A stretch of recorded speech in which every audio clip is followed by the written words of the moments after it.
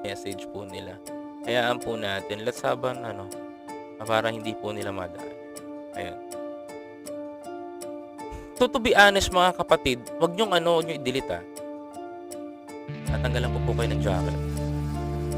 'Pag ganun dinelete niyo. Okay.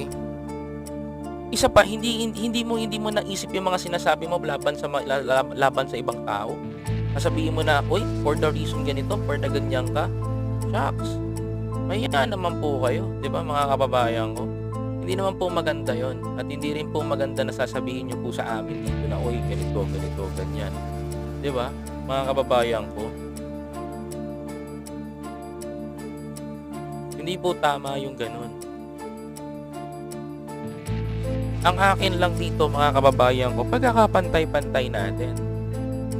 Kami lumalabang kami ng patas, kami lumalabang kami dito.